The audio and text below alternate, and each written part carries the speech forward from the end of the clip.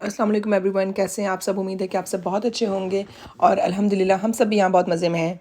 और जनाब ये है हमारे चांद रात के दिन का व्लॉग।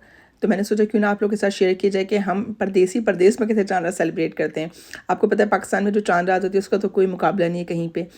लाइक मुझे याद है कि हम जब छोटे होते थे तो चांद रात पे एक अलग ही रौनक होती थी पाकिस्तान में। मतलब मेहंदी लगवाना, हम तो खैर पार्लर्स में ही घुसे रहते थे क्यों क्यों झूठ बोलूँ मैं। लेकिन जो मार्केट में भी रश होता था उस वक्त आप पाँव रखने की जगह नहीं मिलती पाकिस्तान में तो, और मुझे यकीन है कभी भी ऐसा ही होता है और शायद इससे ज़्यादा ही होता हो। अच्छा, ओवरऑल यूके में आप चाहे मैनचेस्टर की बात करें, ग्रेटर मैनचेस्टर की बात करें, किसी और सिटी की बात करें, लाइक बर्मिंघम, लंदन हो गया, पूरे यूके में चांद रात बहुत अच्छे से सेलिब्रेट होती है। और अमूमन मार्केट्स शाम 5-6 बजे के करीब लग जाती हैं। यानी कि जिस मार्केट में हम आए हैं इस वक्त, ये मार्केट भी शाम 5 बजे लग गई थी। लेकिन मेरे हस्बैंड जॉब पर थे तो वो देर से आए, 6:30 बजे 7 बजे करीब आए थे। तो फिर अफ्तारी करके निकलते निकलते हमें 9 बज गए थे। तो इस वक्त 9 बजे का टाइम और हम ना चाहते हुए भी यहाँ पे 2-3 घंटे रुके थे। मतलब पता नहीं चला टाइम कहाँ गया यहाँ पर। अच्छा, इन मार्केट्स को लगाने के लिए ना गवर्नमेंट के ऑथराइज डेजिग्नेटेड एरियाज़ होते हैं जहाँ पे नॉर्मली मार्केट्स लगती हैं ना। संडे मार्केट, ये मंगल बाज़ार वगैरह लगते हैं ना, तो वहाँ पे ही लगती हैं अमूमन मार्केट्स। लेकिन उसके अलावा भी यहाँ पार्क्स में बहुत रिवाज है लगाने का मार्केट्स को और मेले लगाने का। और ईद पे हमेशा आपके इर्द गिर्द अगर आप चेक करें तो आपके पार्क्स वगैरह में बहुत मेले लगे होते हैं, फन फेयर्स लगे होते हैं बच्चों के लिए। अच्छा, ये मार्केट भी बहुत बड़ी लगी हुई थी। मैंने तो हाफ भी कवर नहीं की थी क्योंकि आधा टाइम तो नाइल ले गया था अपने राइड्स लेने में।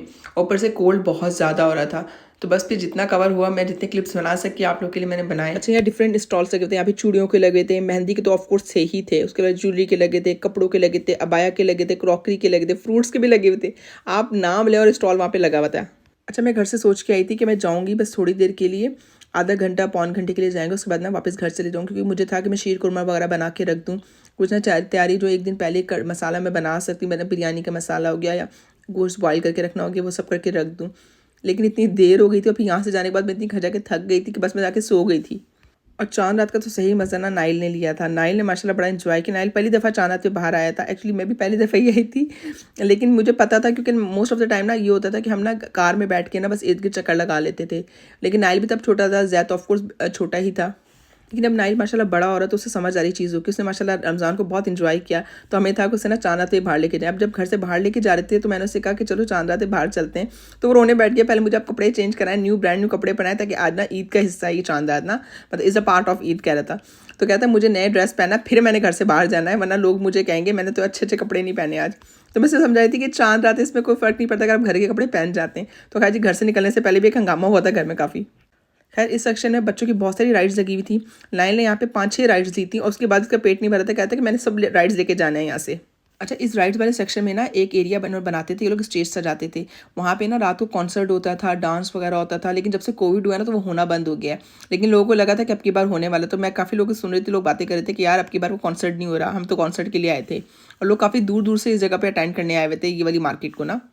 और ऐसी ही मार्केट ना एक्चुअली अगर आप जाए ना रॉचडेल साइड पे, बरी साइड पे, वहाँ पे बहुत बड़ी बड़ी मार्केट्स लगती हैं। मैंने कभी सोचा कि आपको वहाँ पे भी दिखाऊंगी, लेकिन मैंने कहा चलो पहले अपनी लोकल दिखा दी जो मेरे करीब घर के करीब है। पर मुझे मार्केट काफ़ी अच्छी लगी। काफ़ी ऑप्शन है बच्चों के लिए भी, बड़ों के लिए भी। और यहाँ पे जगह जगह ना स्टॉल्स लगे थे ये चाय कॉफ़ी और कोल्ड ड्रिंक वगैरह के भी ना। तो मैंने भी यहाँ से चाय ली थी, तो कोई बहुत मज़े की नहीं थी लेकिन गुजारा हो गया था। लेकिन ठंड बहुत ज़्यादा थी और मतलब अनएक्सपेक्टेड ठंड थी। मुझे लगा नहीं था कितनी ठंड होगी बाहर ना। और यकीन मैंने यहाँ मैं खड़ी सोची थी कि यार अल्लाह नाइल राइड्स लेना बंद कर दे, मैं घर जाऊँ, मुझे काम करना है। मुझे ना टेंशन लगी हुई थी कि यार मैं काम कैसे करूँगी, क्योंकि घर जाके मुझे था कि शीरकुरमा बना के रख दूँ। मैं शीरकुरमा को अच्छा खासा पकाती हूँ तो उसको बनने में मुझे, मेरे शीरकुरमा को मैंने 2 से ढाई घंटे लग जाते हैं। मुझे था कि अगर मैं सुबह उठ के ये बनाऊँगी तो बाकी काम मैं कब करूँगी ना।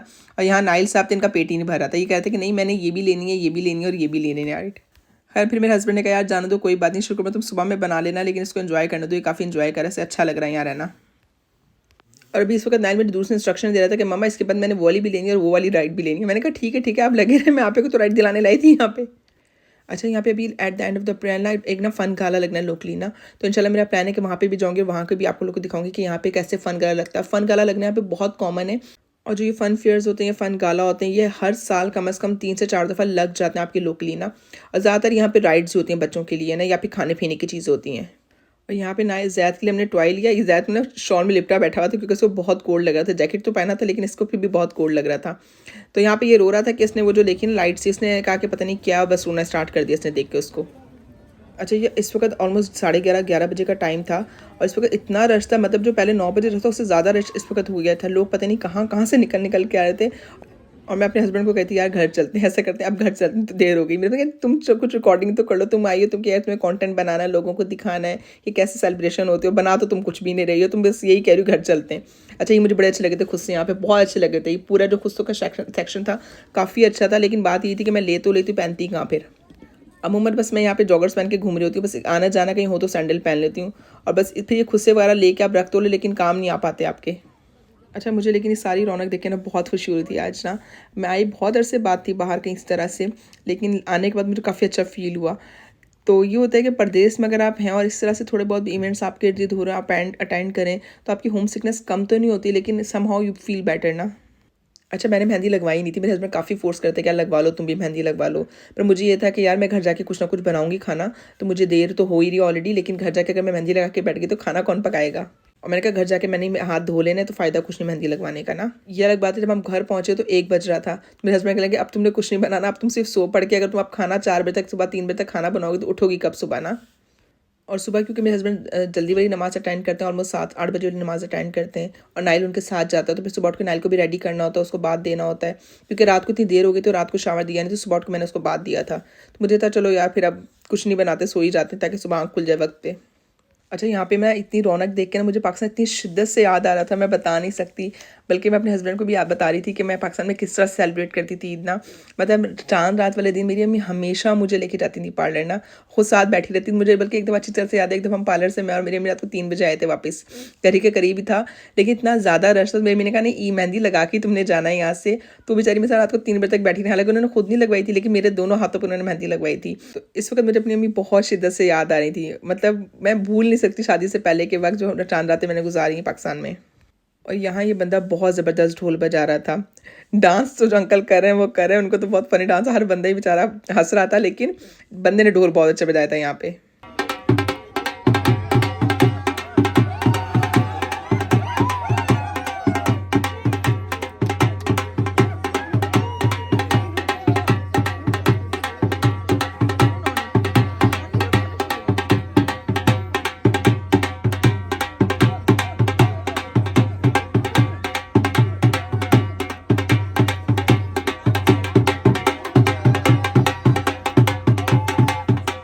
और मुझसे यहाँ पूछा था mamma why this guys are dancing ना, ये डांस क्यों कर रहे हैं, ये ढोल क्यों बजा रहा है। मेरे पर था, मैं कही because they are so happy ना।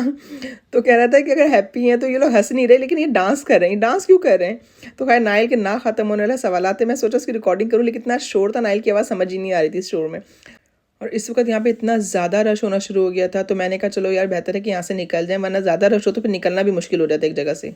बस इसके बाद ना हम यहाँ से निकल गए, तो ऑलमोस्ट 1 बजे का वक्त था, और मुझे एक्चुअली याद आया था कि फुल फैट मिल्क घर पे नहीं है, तो यहाँ से हम ना गए थे टेस्को, फिर वहाँ से हमने मिल्क लिया। और इस बंदे ने सब बंदों को परेशान किया हुआ था। इस बंदे की 21 की गाड़ी थी, और इससे चलाई नहीं जा रही थी, पता नहीं इसे दुल्हनों की तरह चला रहा था इस गाड़ी को। ये इस छोटी सी गली से निकलने में ना इतनी मुश्किल हो रही थी हमें, सिर्फ इस एक गाड़ी की वजह से। और जनाब ये ऑलमोस्ट 1 बजे का वक्त था, 1 बजे मार्केट वैसे भी क्लोज़ हो जानी थी, तो हमने कहा बस अब निकलते हैं घर।